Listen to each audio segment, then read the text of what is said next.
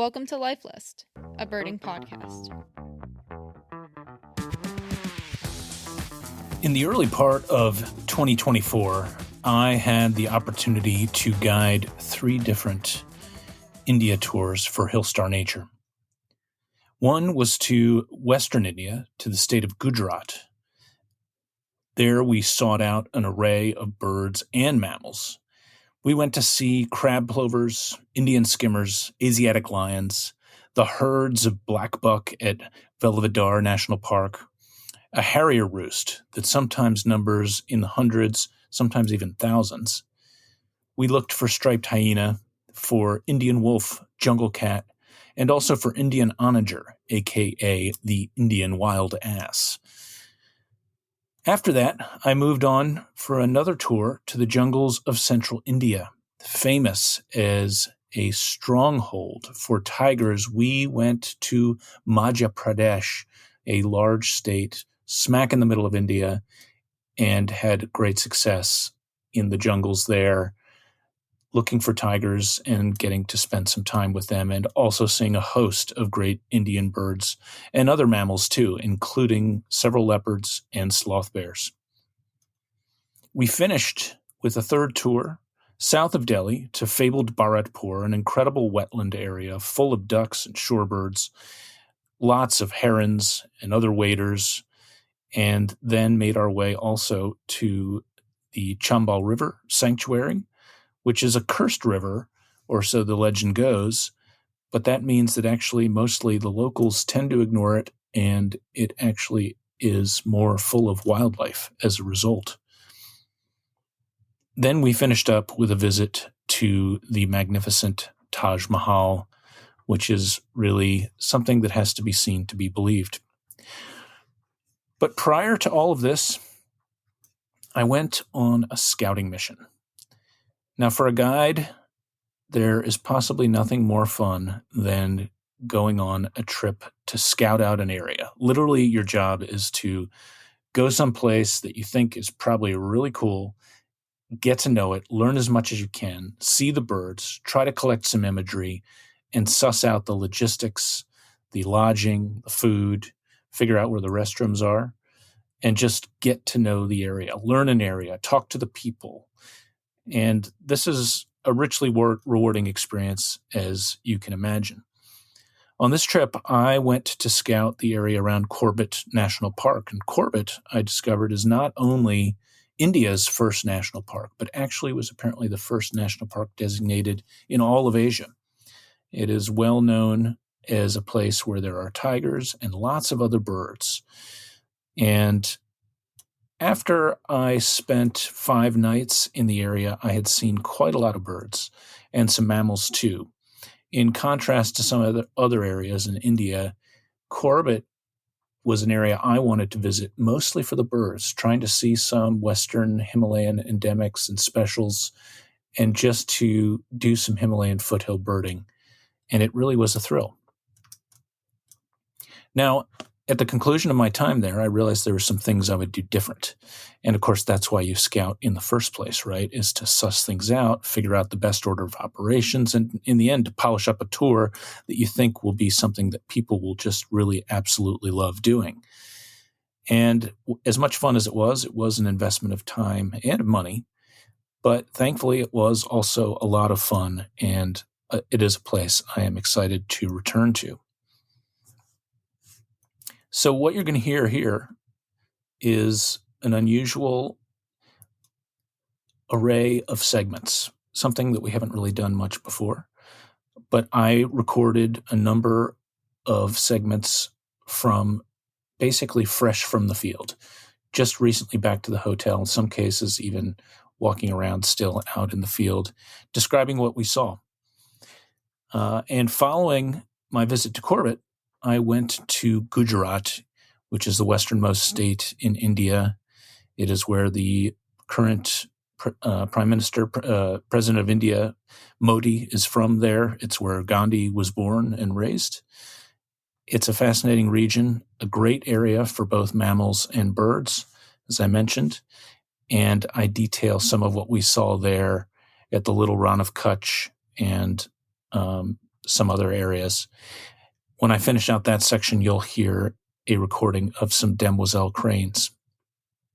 I hope you'll find this interesting. And as usual, probably there's a few misspeaks by me and maybe a couple errors. I think we cleaned up most of those. But regardless, I'll be interested to hear what you think. Thanks for listening. It's dawn here, just outside of Corbett National Park. I'm at Jim's Jungle Retreat, where the birds are just starting to call here. It's cold and misty. I arrived here yesterday after about a 6.5-hour drive from Delhi, which was about an hour longer than it probably would have been, except for all the fog. Birds are just starting to get going here. Black drongos are calling, red-whiskered bulbuls. There's some red jungle fowl calling in the distance. It's a little hard to tell if they're wild birds or somebody's that they're keeping. I spent the afternoon here yesterday birding and had a wonderful afternoon just on the grounds, seeing and photographing Asian emerald dove, and orange-headed thrushes seem to really like the grounds here, and there's at least, it seems, 2 hopping around on the trails here. We had about 40 species. We had a pair of Indian scops owls posing beautifully and getting mobbed by a group of about 15, 16 jungle babblers. It's colder than I expected. Luckily, I prepared pretty well for that, in part thanks because Alvaro was just here and told me that it was chillier winter than they've had here in quite some time.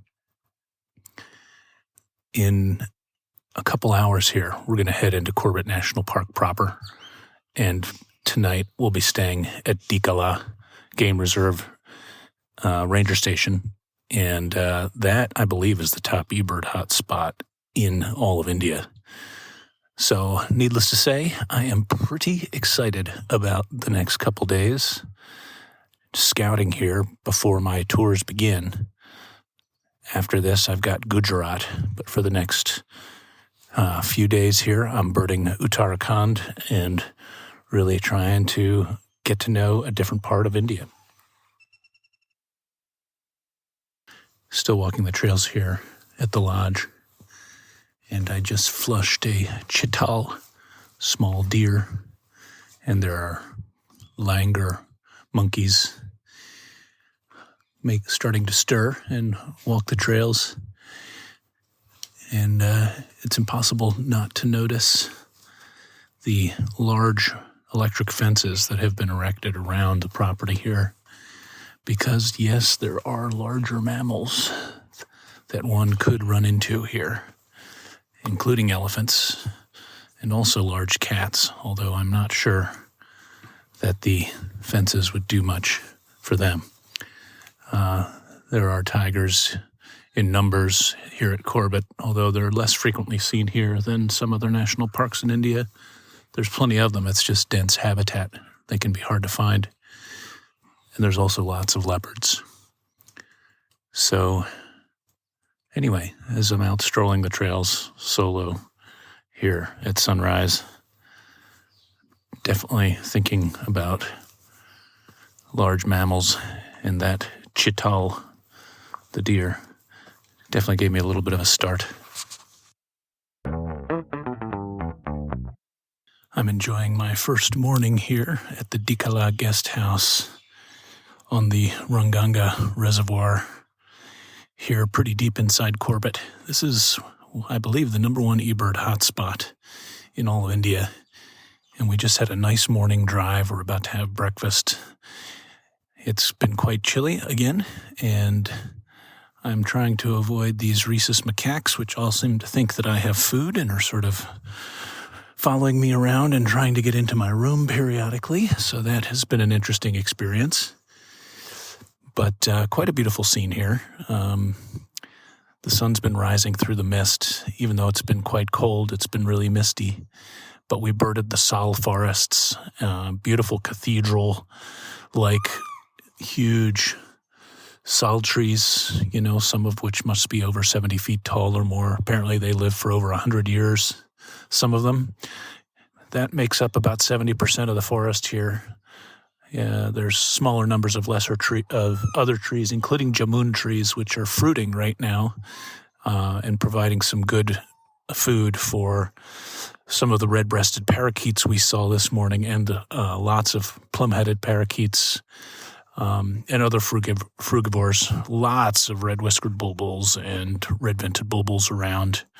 Smaller numbers of Himalayan bulbuls, but probably some of the highlights we saw today included good views of aberrant bush warbler and nice views of gray-bellied tesia. We've been seeing lots and lots of blue whistling thrushes, which are pretty stunning large thrushes. They almost look like a tortoise, like a big American robin in shape and size, but they're bigger, and they look kind of black a lot of the time when you're in the forest, but if you actually get good light on them, they are kind of a deep purplish blue and truly a beautiful bird. Tough bird to get a good image of, however. As I'm looking out on the reservoir here, a gray bush chat just flew in and is enjoying hunting for insects. But yeah, it was a long drive to get in here from where we were staying near Ramnagar. It's about a 30-kilometer drive. Actually, I think it's more like a 30-mile drive, rather, and took us about 2 hours to get here.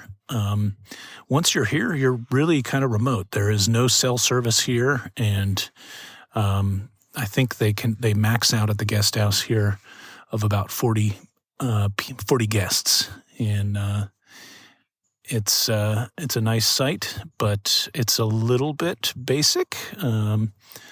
It's kind of no frills, but the birding is good, and as you look out on the reservoir, you can see a lot of Indian elephants in the distance. People have been seeing tiger. We just missed a tiger sighting yesterday. I've been emphasizing the birding more so than the mammals here, because I'm going to be looking for mammals a lot later on.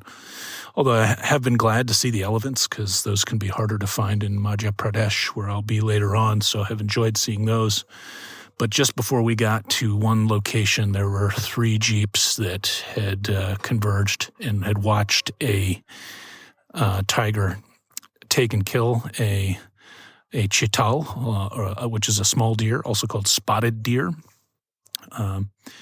It dragged it back into the jungle and disappeared, and then there was a whole bunch of jeeps waiting around for it to reappear.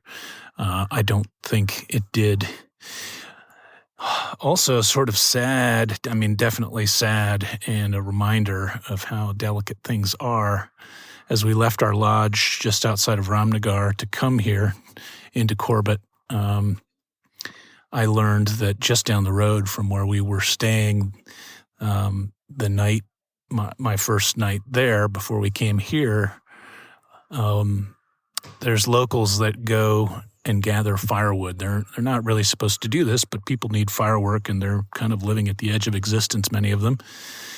So there was a lady with her 2 children gathering firewood along a dry riverbed, just maybe 3 miles from our lodge there, and she was attacked and killed by a tiger. My understanding is her children lived, but from the sounds of it, this is something that happens once or twice a year around this area. And it's just kind of crazy to think. But people were a little shaken by it. The locals here that I was talking to, one of the guys I'm working with knew her personally and was just sort of in a state of shock. Anyway, a grim reminder and a sad thing that happens here, apparently. So, anyway, I'm moving on from that. I am going to continue birding here today in the Dikala area. I'm hearing river terns call in the distance, and you might be hearing this large-billed crow that's calling behind me. And we're going to keep looking. I'm hoping to find an ibisbill, which is sort of a scarce bird here. Usually there's 1 or 2 knocking around. So we're going to try for that and try for some more forest birds, see how it goes. And here are some forest birds, a raucous band of white-crested laughing thrushes.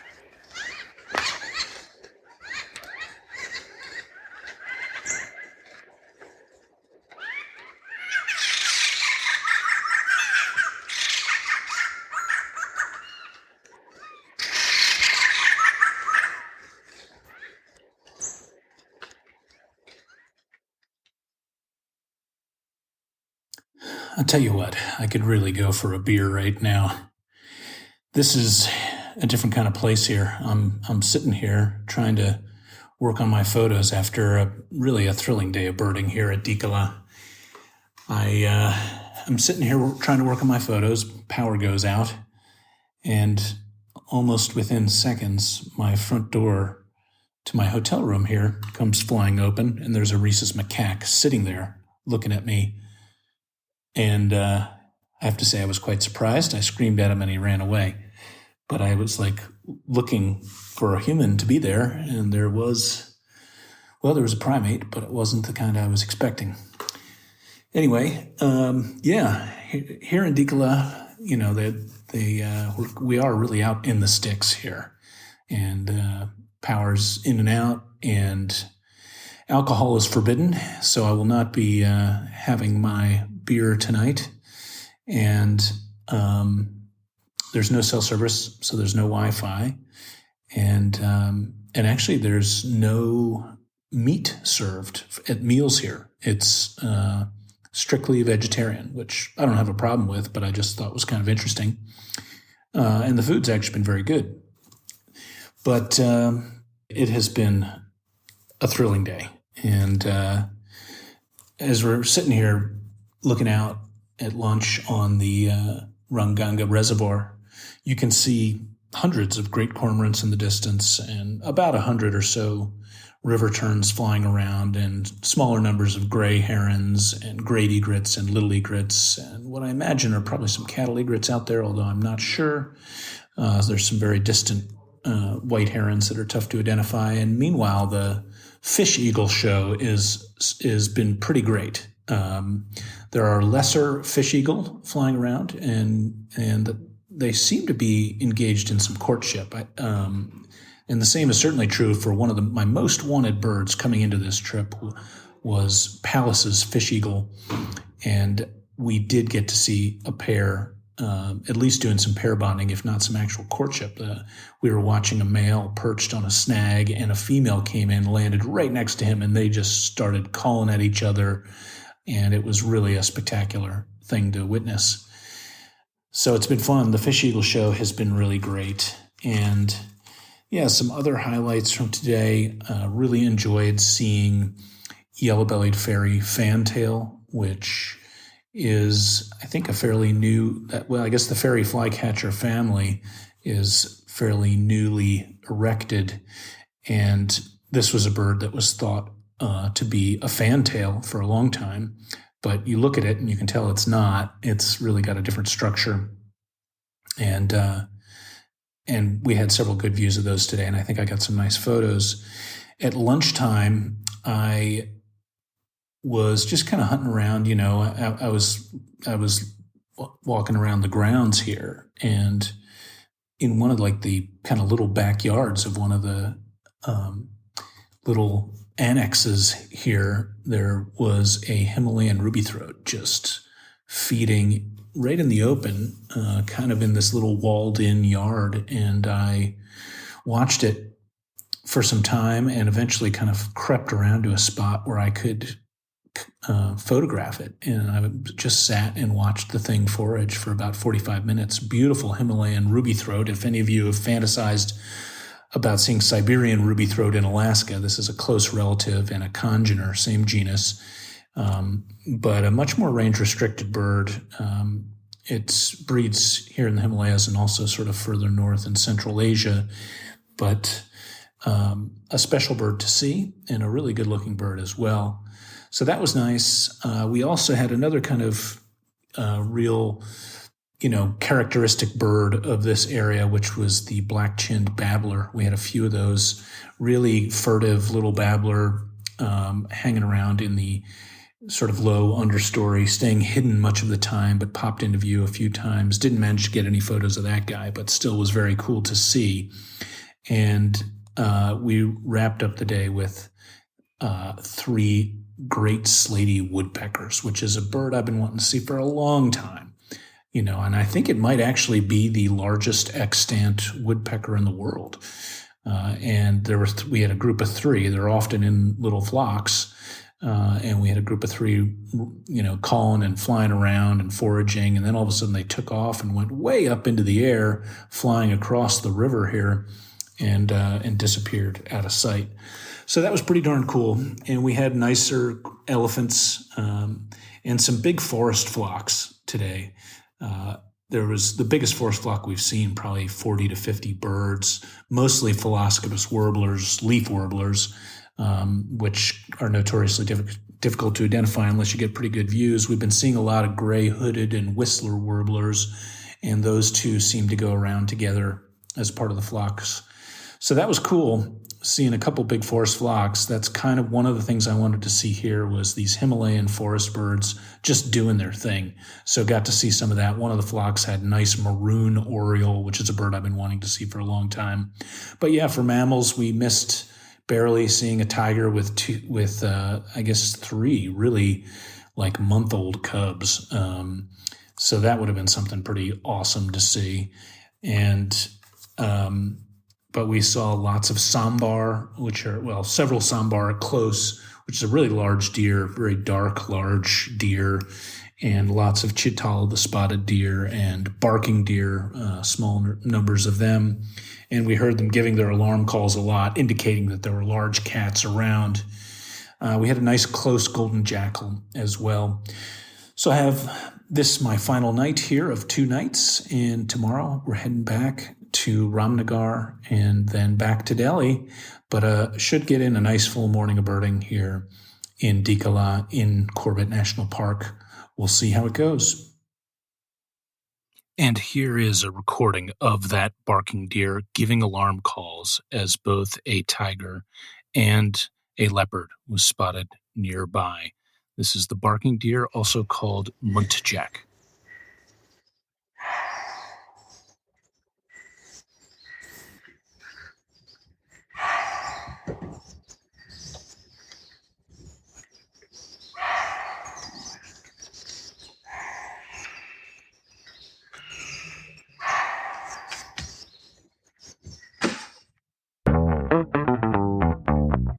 So I finally got that beer. I made it back to Ramnagar and our lodge here just outside of Ramnagar at the edge of Corbett National Park here. We returned from Dikala, had a wonderful return drive through the sal forests, culminating in a visit to a temple right on the Kosi River where we searched for ibisbill successfully and found a pair, and it was really awesome to see this bird. As a lot of you know, I am not really a lister. We've talked about this before, but I do love seeing new families, and I'm especially keen on trying to see as many bird families as I can. I'd love to see a member of each bird family in my lifetime. I'm not sure I'll succeed at that, but I think it's a great goal and a fun thing to kind of focus your time when you're traveling a little bit as a birder. And ibisbill has been a big one for a long time for me. It's such a cool looking bird. It occurs in such cool habitats in these rocky, stony mountain creeks in the Himalayas. There's not really that many places that you have a reasonable chance to see it. Bhutan is famously good for ibisbill. But yeah, the northern parts of India, Nepal are good, and even a few other spots as well. I knew we had a chance here, but this isn't the best place really to see ibisbill. Bhutan is probably where most people see it, but it's a fantastic bird. It's this beautiful kind of pearly gray overall, white below, black in the face. It does have a bill like an ibis, and it feeds on invertebrates and small fish in these mountain streams. And so it wades along and, picking at little stuff on the edges of rocks and in the water. And then I guess what I wasn't really expecting was to see it floating like a duck at times. It kind of swims along, kind of reminded me of like a merganser, like a common merganser or something, swimming along a rapid rolling mountain creek. They do like to be near moving water. So it was just awesome. We went to this, we'd looked for them hard in the Dikala area and not seen them. And then we hit the temple here just outside of Ramnagar, which is a pretty well-known spot for them, but they're just not always there. They're a moderately shy bird that keeps away from people a lot of the time. But this pair was pretty confiding, and I got reasonably close, got wonderful views, and even some decent photographs. But more than anything, it was just great to see them and sort of commune with them for a half hour, 40 minutes or so before we had to quit for the day. So that was a big one for me, a bird I've always wanted to see, and really a thrill. And yeah, it's a monotypic family, so that's part of the reason it's so special, sort of like yellow-breasted chat or olive warbler. They're the only species in their family, makes them especially sought after for people like me who really want to try to see as many families as possible. And eventually made it back here to the hotel in Ramnagar, got my beer, got my first hot shower in a couple days, back in cell service, started to feel among the living, and then started to feel a little overwhelmed once I looked at my texts and emails and realized that there was a lot to see to. And of course, I took several hundred images while I was there in Dikala. But yeah, it felt good here to kind of reconnect. Got a nice hot shower. It sort of sounded like Darth Vader hissing at me as the hot water came out, but nonetheless felt great. And we birded our way out of Dikala. The forests were really just alive with birds. And one of the most exciting things to me are these forest flocks of birds. I mentioned before, I think, how there's quite a few of these leaf warblers, Phaloscopus, in the genus Phaloscopus, which is the leaf warbler family. And there's quite a few members of those. I only saw a few, but you see them and they all look similar, so it's pretty fleeting. These flocks come in, often 40, 60, 70 birds, and then you've got to sort it out as quickly as you can. So, and they're moving and they may disappear at just about any moment. So it was thrilling to encounter these flocks, but also sort of frenetic, often like it is with forest flocks. You got to do what you can while you can. But one of the things that was fascinating and interesting and kind of exciting was that it harkened back to the flocks of birds that I see in the forest back home. The flock leaders are Cinereus tit, which is it's in the chickadee family, and these flocks often have 5 or 12 of these Cinereus tits chattering away, kind of leading the flocks. With them are a couple species of nuthatches, velvet-fronted nuthatch and chestnut-bellied nuthatch. And it's just really cool to see them, again, often half a dozen of them in these flocks, and tree creepers, bar-tailed tree creepers, kind of like our brown creeper back home. So that was really cool. There was also some highlight birds in there, including a white-bellied Orpornis and blue-winged minla, and black lord tit was cool. Himalayan black lord tit was really cool to see. So that was really just fascinating. There's also a lot of these blue whistling thrushes all through the forest, hopping around robin, like I mentioned them before. They're just fun to see. They make some cool sounds, and it's kind of amazing that they're actually in the old world flycatcher family, which I think makes them probably the largest member of that family. They look so thrush-like it's almost impossible to believe that that's what they are. Another parallel that was interesting to think about is how this place kind of reminds me of Hawaii. Which doesn't make sense on the surface of it, but there are Kalige pheasants all over the place, and red-billed Leothrix, and black franklins, and even one or two other birds that are widely introduced in Hawaii that you see here, living as they are supposed to, or originally did in their native range. So that was cool. Anyway, that's about it from here in Corbett, in northern India, in Uttarakhand. I will hopefully detail some of the other stuff and spots that we've got coming up. We'll see. I'm going to be on tour and guiding. This was a scout trip that was a place I hope to come back to in the future. We'll see what happens on these future trips, though. And yeah, thanks for listening.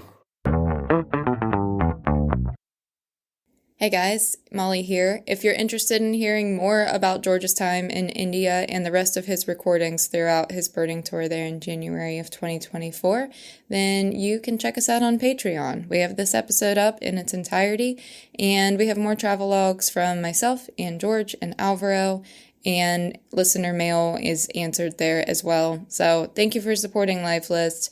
Links are in our show notes, and we'll see you next week with more content.